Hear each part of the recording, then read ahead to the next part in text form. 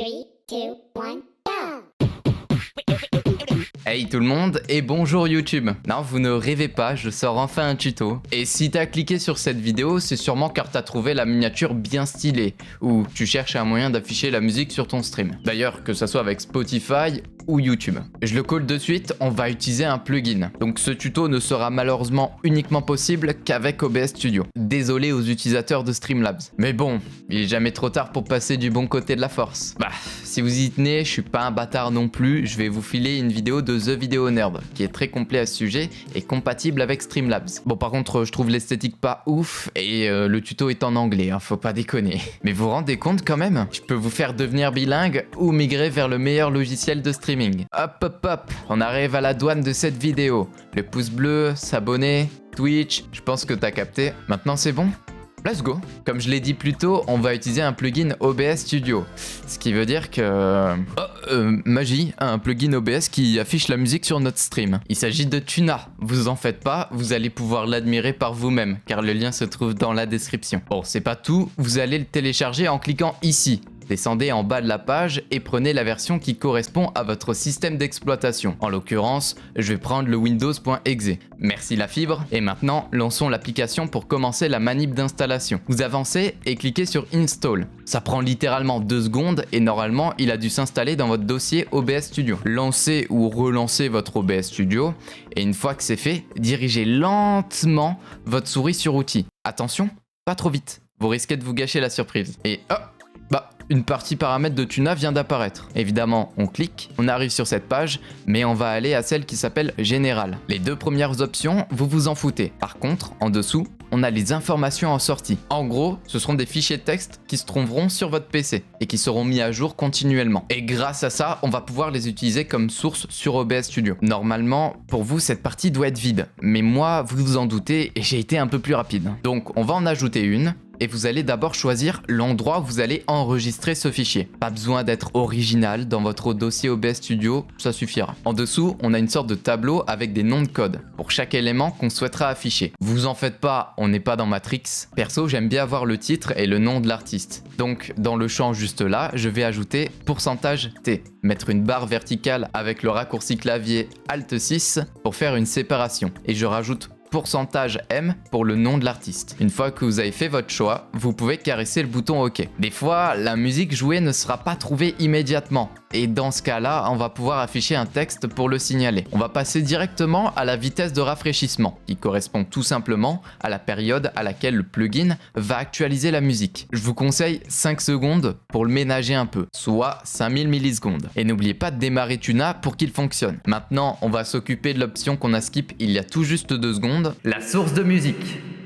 Si vous écoutez votre musique avec Spotify, bah faut mettre Spotify quoi. Mais si vous l'écoutez via votre navigateur, sur YouTube par exemple, il faudra choisir Last.fm, car c'est par ce biais-là qu'on va pouvoir capturer les infos de la musique qui se joue sur votre page internet. Et c'est à partir de ce moment-là que la vidéo va se diviser en 2. Car oui, en tant que youtubeur de qualité, je vais vous expliquer chacun des cas. Je vais commencer par Spotify et je vais vous mettre le timecode pour ceux qui utiliseraient YouTube sur navigateur comme moi. Donc déjà, rendez-vous dans l'onglet Spotify. Un joli bouton ouvrir la page d'identification vous attend. On clique, PTDR j'ai pas lu et on accepte. Ne faites jamais ça en vrai. Là vous avez un code d'authentification, copiez-le et ensuite collez-le dans la partie qui correspond. Demandez le jeton et bam! Vous êtes normalement connecté. Et vous pouvez aussi cliquer sur appliquer. On est à ça d'avoir terminé, mais...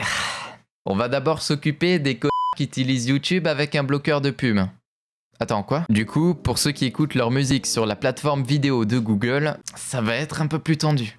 On se retrouve sur le site de Last.fm que je vous ai mis en description. Vous allez tout simplement créer un compte, rentrer votre pseudo ainsi que les autres informations et vérifier bien que vous n'êtes pas un robot et valider. Ensuite, vous allez recevoir un email de vérification. Cliquez sur le lien et voilà, vous êtes normalement vérifié. Vous pouvez continuer à utiliser Last.fm et maintenant on va traquer notre musique qui se trouve sur le navigateur. Donc on descend tout en bas et appuyez ici. Sur cette page, vous pouvez tout simplement choisir quelle plateforme vous allez traquer. Contrairement à certains, je vais parler de ce que je connais et choisir YouTube. Puis on clique juste là et on arrive sur cette fameuse page où vous allez devoir cliquer sur le bon lien selon votre navigateur. Dans la plupart des cas, c'est l'extension Chrome qu'il faut choisir, sauf si vous avez Firefox. Ajoutez l'extension et installez-la. Si on vous agresse avec cette vilaine page, accepter au cas où pour que ça fonctionne correctement. En haut à droite, vous êtes censé avoir le web scrobbler. Et les américaines disent que c'est sexy. S'il n'y est pas, rajoutez-le grâce à la petite pièce de puzzle et la petite épingle. Faites un clic droit dessus pour avoir accès aux options. Et là, vous allez me remercier car on va désactiver les notifications en décochant le Use No Playing Notification. Il nous reste plus qu'à lier notre extension avec notre compte Last.fm. Pour ça, on go dans la partie à compte et on clique sur Sign In. Puis ça va vous demander une autorisation que vous acceptez. Théoriquement, maintenant quand vous lancez une musique sur YouTube,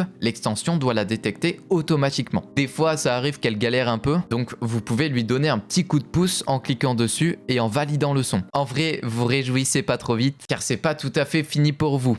Je vous ai prévenu que vous allez douiller. Si vous avez le regard attentif, vous remarquez qu'il nous faut seulement 2 infos à remplir. Le pseudo Last.fm, c'est facile, et une clé d'API personnalisée. Sauf que la première fois que j'ai vu ça, j'étais comme vous.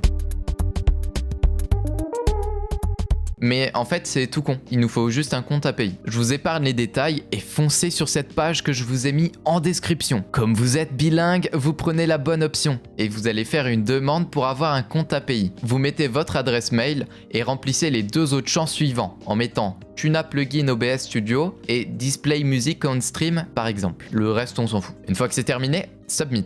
Et il devrait vous afficher votre clé d'API que vous allez vous empresser de copier et de coller dans cette partie-là sur OBS. N'oubliez pas d'appuyer sur Appliquer et OK. Bon, si vous êtes à cette partie, c'est que vous avez fini de relier votre plateforme de musique au plugin OBS. Et maintenant, il nous reste une étape, celle de créer la sainte source pour afficher notre musique sur notre stream. C'est pas très dur car on a juste à cliquer sur le plus, à sélectionner texte et nommer-la. Inutile de vous expliquer que l'avantage d'avoir ce type de source va nous permettre d'utiliser n'importe quelle police d'écriture de votre ordinateur. Et autre customisation, cochez la case lire à partir d'un fichier et en cliquant sur parcourir, choisissez le fichier que vous avez créé au début de ce tuto. Et si vous avez bien suivi mon conseil, il doit se trouver dans votre dossier OBS Studio. Plus qu'à cliquer sur OK et bravo, vous avez terminé ce tuto. Voilà, normalement plus aucun viewer est censé vous demander « Mais c'est quoi la musique? » à moins qu'il sache pas lire. Sinon, j'espère que ça vous a bien plu et n'hésitez pas à me le faire savoir. Si jamais tu veux plus de contenu, n'hésite pas à me rejoindre sur les réseaux sociaux, j'y parle pas mal de streaming quand même. Et si t'es impressionné par mon travail, maintenant tu peux le récompenser via Tipeee. J'adore la thune.